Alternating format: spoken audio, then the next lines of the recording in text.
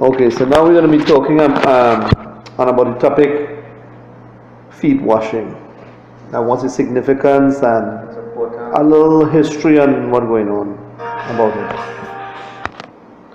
So, let's see the foundation about washing feet and stuff like that. And we go all the way back to Genesis because it was a custom in their time. The ground was dusty, desert type places, they had more sandal type shoes. So when they go to a home, it was normal for them if they stay in to wash their feet and stuff like that. So in Genesis 17, God spoke to Abraham and tell him, that he's going to have a child and stuff like that. He had the child and circumcised the child. And we going into chapter 18 in Genesis, and the Lord had appeared to Abraham by some oak trees sitting there, and when he lifted up his eyes, he saw three men standing there. He realized that these were not normal men, possibly angels, and he told them, he said in chapter 18 of Genesis verse 3, and he said, "My Lord, if now I have found favor in your sight, please do not pass your servant by. Please let a little water be brought and wash your feet and rest yourselves under the tree, and I will bring a piece of bread that you may refresh yourselves." Okay? So here it is. Abraham in the presence of God, three men appear, possibly angels, and he recognized them and he said, "Listen, the first thing he says is this, right? If I have found favor in your sight." Yeah. Good. Right? Meaning that, listen, I'm not assuming that I even worthy to wash your foot. And this is the humility that we're going to use when we're going to present ourselves to wash people's feet. And I'll talk to you a little later about the physical washing the feet, then I'll talk to you about the spiritual washing the feet with the Word of God, Right. by the Holy Spirit. And in either case, whether physical or spiritual, you have to have a lot of humility.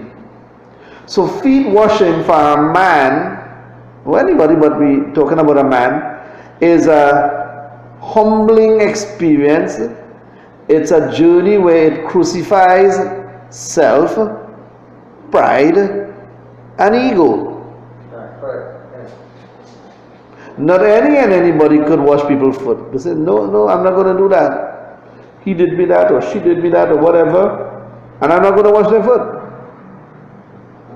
But we'll go a little later and see Jesus doing the same thing, and he washed all the disciples' foot. Even Judas. Even Judas, knowing fully that Judas is going to betray him in the next couple of hours. So we cannot have, in our terminology, bad mind and pretend we're going to wash people's feet. The Holy Spirit is going to expose you, because you wouldn't have the heart to do it to somebody that did you some wrong. Right. Yeah. And basically what happened is that also washing feet has a lot to do with forgiveness. Because if a brother or sister do you something and you don't have forgiveness, you're not going to wash their foot. You're going to refuse. Yeah. So beside humbling, killing ego and pride, it also acknowledges forgiveness. So it's a really and truly washing feet is a big process for you spiritually, physically, and for your growth and your maturing. So a new Christian, you're not going to tell him, he might just obey you but not know the significance of it. But when you teach him about the significance, he will think several times before he attempts to do it. And it's also, and it's not recorded here, but this is me putting in my personal view, that it's something, very spiritual towards you. The act itself is very spiritual. Because here it is, you're taking the dirtiest part of a person, the foot touching every kind of stuff, and you're bowing down to that person, right? And submitting yourself to that person and saying, listen, let me take care of you and the worst part of you. Let me wash it and clean it. And doing that tells a lot about your maturity, tells a lot about your commitment to God, and tells a lot about your loving your brother. So now another dimension is what Christ says, to love God, but more so now to love your brother. Because if you really love your brother, you will do it without thinking. Amen. So we got a lot of different areas touching just on washing the feet. So here it is. Abraham did this to the three men, and now we're going to see Jesus. He actually did it. Yeah, he actually did it. Now we're going to see Jesus in John 13 doing it. And it says here that it was just before the feast of the Passover, and during supper, and it mentioned also that the devil had already put in Judas' heart to betray him, and Jesus did all of that.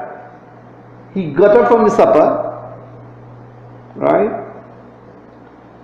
Took out his clothes and took a towel, and he poured water into a basin and began to wash the disciples' feet and wipe them out. Wipe out the feet. Now Peter, the loudmouth, the one who always has something to say, he asked him, he said, Lord, you wash my feet? And Jesus answered, yes. And he said, listen, you would not understand what I'm doing now, but really and truly tell me, say this, after I die, you're going to understand what I really mean. And Peter said, never, no, I don't want you to wash my feet. Use the master, and, you know, and really and truly pride was talking. Not humility, pride. And we have to be really careful, because sometimes pride could come off as humility, disguising itself as humility. But deep down inside, there's an ulterior motive. And he says here, Jesus, as he says, if I don't wash your foot, then you know what? You are no part of me. I mean, and that's a heavy thing to say. If I, Jesus Christ, the Son of God, want to wash your feet and you pretending to be humble and all of that, then I'm telling you the truth. Then I don't live in you. Then you don't know about me. And then we know the story. Simon Peter said, then Lord, okay, wash my feet. He said, but here what? And he boldly said, he said, wash my hand and wash my head and all. You understand?